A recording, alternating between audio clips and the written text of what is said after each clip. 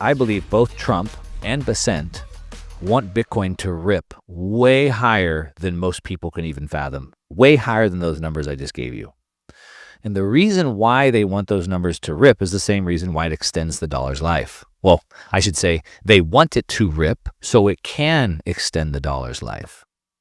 So what do I mean by that? You're well aware, I'm sure most of your listeners are, that all governments, especially the United States, is stuck in a debt doom loop, right? The rate at just covering the interest, which is why Trump wants the rates down, just covering the interest alone is unattainable for them. And so we're in this debt doom loop. And so we have debt to GDP is over 100%, and they need to get the debt to GDP down. Now, as I said earlier, both Trump and Besent have said, hey, the only way out is to grow our way out. So they need inflation to run hot to bring the growth up, the GDP up, and they can change the ratio. Well, the Stablecoin Act, the Genius Act, is potentially one tool they can do that, which extends the dollar's runway, I think, and its dominance to the point that you're making. And so what they can do is right now we have banks are sitting on $3.5 trillion, or 3.3 today, of what we call sterilized reserves. These are reserves that the Federal Reserve gave the banks, but they didn't, through QE, but they didn't want them to spend them in the economy because of inflation. And so they're sitting there, and the Fed pays them IOR, interest on reserves. Per the stablecoin, this Genius Act, it looks like the banks are now going to be able to create stablecoins off of the $3.3 trillion they have in reserves and put that money right into the street, which creates inflation. Now, it does two things. One, it exerts the dollar's dominance across the world as a medium of exchange, and that's point number one. But it's also going to preserve the dollar because the dollar is being inflated away. In order to keep the bond market active, the Treasury needs to sell more treasuries. And if people don't buy them, then they have to buy them themselves, right? So if you think about what is Scott Besent's job, sell treasuries. That's his main job. I got to sell the treasuries. So through getting stablecoins to the hands of the people across the world and then making the stablecoin people buy treasuries, he's effectively selling treasuries, number one. But number two, we also need to let the economy rip and grow. So we need that inflation. We need that money, that $3.3 trillion, to hit the street, not stay with the banks. So if the banks can light up the stablecoins, which is what the stablecoin bill, the Genius Act, gives them, they can push that right to the street and cause the inflation for the growth. Okay, well, that takes care of that problem, and that's what we call financial repression. Let inflation run hot, keep yields low. All right, but that creates another problem. So now we're getting the growth that we need. We have the financial repression, but if we have a lot of inflation, people are going to be unhappy, right? Okay, so what they do is they need to have a release valve. The release valve is assets. So you see the cost of gas and food going up, but you also feel a little bit richer because your assets went up as well. Okay, so that works. But the problem is if home prices and stock prices go up too much, then people are still pissed because the millennials and, et cetera, they're priced out of the market, right? There's no hope. There's no future for you. So here's where Bitcoin comes into play. Bitcoin is the most sensitive asset to global liquidity. It's a liquidity sponge.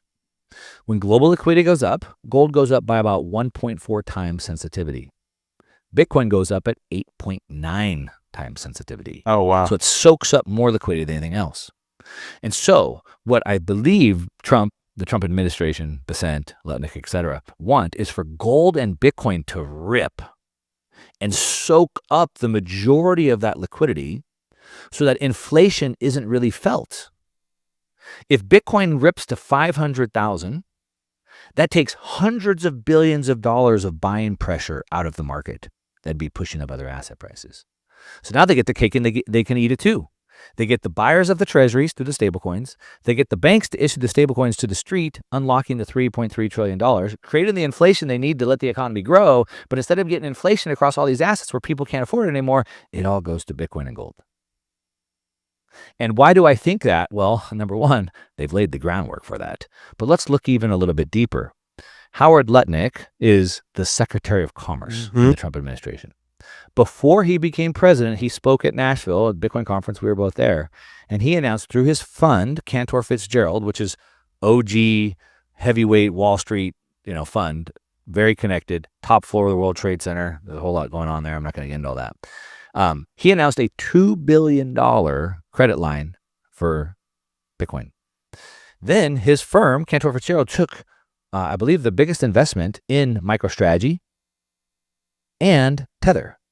It's connecting a web here. So I'm unlocking the liquidity for Bitcoin, $2 billion, plus I'm going to buy MicroStrategy and Tether. Okay. Now he's in the Trump administration pushing an SBR and a sovereign wealth fund. Interesting. Now his son has now taken the torch, and his son has now launched, I believe, 2 SPACs, Bitcoin SPACs, right? He just did one with Adam Back. He also did the one with Jack Mallers, right? So now they're launching more Bitcoin funds. And then over on this side, you have Trump, almost himself, controlling interest of DJT Media, bought $2 billion worth of Bitcoin. It almost looks like they're front-running what they know is coming. Need liquidity without having to sell your Bitcoin? For more than 6 years now, Ledn has been the trusted choice for Bitcoin-backed lending, with transparency, security, and trust at their core. I absolutely love these guys, and I personally not only have an account with them, but also a loan. And some of the key features that I love about Ledn is the fact that there are no monthly payments. You pay at the end of the term. You also have the ability to roll over the loan as well, and you can pay it back whenever you want. Essentially what they do is that they help their clients unlock the liquidity of their BTC, allowing you to HODL while still accessing the wealth of your Bitcoin. They've been battle tested with their focus on transparency, security, and trust, allowing them to build a proven track record of client success and security, helping tens of thousands of clients harness the value of their digital assets with confidence and peace of mind. Learn more about what your BTC can do for you today. Simply Bitcoin viewers get 0.25% off their first loan by using the link in the video/podcast description.